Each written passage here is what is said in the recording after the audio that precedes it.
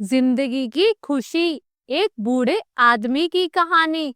एक बार की बात है, एक लड़का एक बुजुर्ग बाबा के पास जाता है। वह लड़का अपनी जिंदगी में बहुत परेशान था। उसके घर की सारी जिम्मेदारियां उस पर थी और इसी वजह से वह अपने आप को ज्यादा टाइम नहीं दे पाता था और बस दिन रात काम किया करता था। यही नहीं, उसके दोस्त और उसकी फैमिली वालों को भी वो टाइम नहीं दे पाता था। उसके जो दोस्त थे वो टूर पर जाया करते थे, लेकिन यह नहीं जा पाता था और इसी वजह से उसकी खुशी छिन सी गई थी।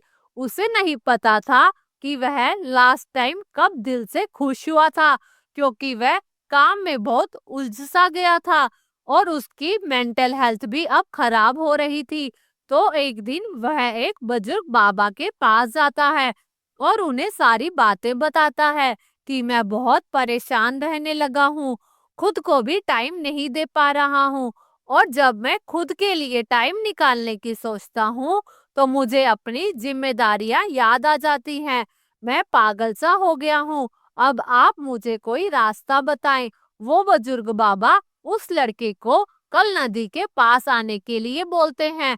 वह लड़का जब कल नदी के पास जाता है तो वह देखता है कि वह बुजुर्ग बाबा पहले से ही वहां उसका इंतजार कर रहे थे। लड़का बाबा से कहता है कि बताइए बाबा, अब मुझे क्या करना है। वो बुजुर्ग बाबा उस लड़के से कहता है कि बताता हूँ, लेकिन पहले हमें नदी के उस साइड जाना है, मतलब नदी के उस किनारे पर जाना है। उसके बाद मैं तुम्हें बताऊंगा कि तुम्हें क्या करना चाहिए।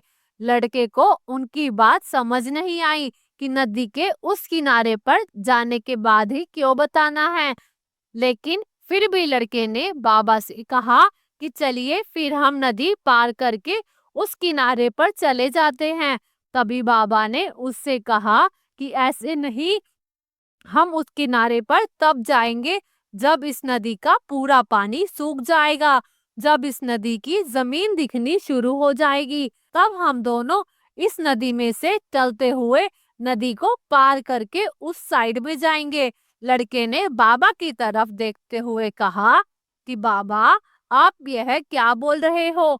जब इस नदी का सारा पानी सूख जाएगा तब हम यह नदी पार करके उस साइड में जाएंगे। तो शायद ऐसा कभी नहीं होगा और हम उस साइड में जा ही नहीं पाएंगे। यह बात बोलते हुए वह लड़का समझ गया कि बाबा उसे क्या कहना चाहते हैं। बाबा ने उसकी तरफ देखा और मुस्कुराते हुए कहा कि यही चीज मैं तुम्हें समझाना चाहता हूँ कि तुम भी अपनी जिंदगी में यही सोच रहे हो कि जब मेरी सारी जिम्मेदारियां खत्म हो जाएंगी तब मैं अपनी जिंदगी को एंजॉय करूंगा, तब अपने आप को टाइम दूंगा, तब मैं मजे करूंगा। और ऐसा कभी नहीं हो सकता, क्योंकि जिम्मेदारियां कभी खत्म नहीं हो सकती। अब वो लड़का क्लियर तरीके से समझ गया था कि चाहे अमीर आदमी हो या गरीब, सबके ऊपर कुछ ना कुछ जिम्मेदारियां हैं और वह उन्हीं जिम्मेदारियों में से कुछ टाइम निकाल कर इंजॉय कर लेते हैं और इसे ही जिंदगी कहते हैं। दोस्तों, इस कहानी से हमें यह सीख मिलती है कि जिंदगी बहुत छोटी है और टाइम बहुत फास्ट है। तो अपनी जिंदगी के हर एक मोमेंट को एंजॉय करो, नहीं तो टाइम निकल जाएगा। अगर आपको ये कहानी अच्छी लगी तो हमारे चैनल मेरे कान्हा को सब्सक्राइब जरूर करें और वीडियो को लाइक करें और शेयर करें।